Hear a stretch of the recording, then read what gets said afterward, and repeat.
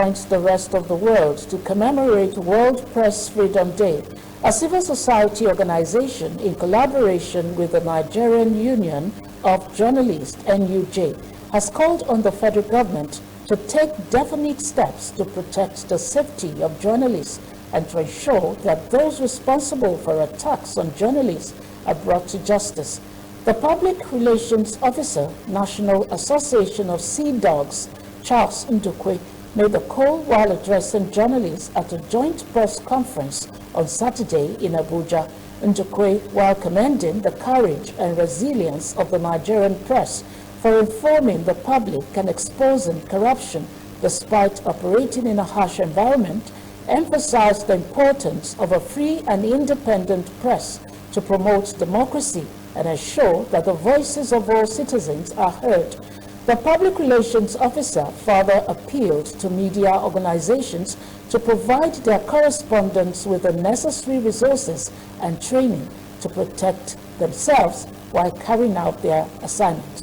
Earlier, the chairman, the Nigeria Union of Journalists, Abuja chapter, Emmanuel Ogbeche, while delivering his welcome remarks, lamented that Nigeria has not made much progress in terms of freedom of the press. He therefore charged the incoming administration to review the 2015 Cybercrime Act. Press freedom in Nigeria is there, it's written somewhere, but it is not real. The Freedom of Information Act, we thought when it was promulgated or was enacted, we were happy. We thought it would change the way we do things as professionals, but that's not it. We are not there yet. So when we are talking of freedom of press in Nigeria, it is limited, it is subjective, and the journalist, the practitioner, cannot fall back and say, I am operating in a free atmosphere of a free press. Journalists must be able to carry out their work without fear of violence or retribution. We call on the government of Nigeria to take concrete steps to protect the safety of journalists and to ensure that those responsible for attacks on journalists are brought to justice.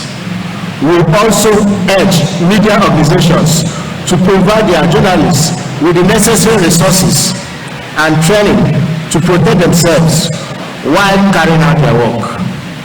As we celebrate World Press Freedom Day, let us remember the importance of a free and independent press in promoting democracy, holding those in power accountable, and ensuring that the voices of all citizens are heard. This government is leaving office, so there is not much demand we can make other than to make demands of the incoming administration to look at laws that criminalize journalism and media activities, such as the Cybercrime Act of 2015.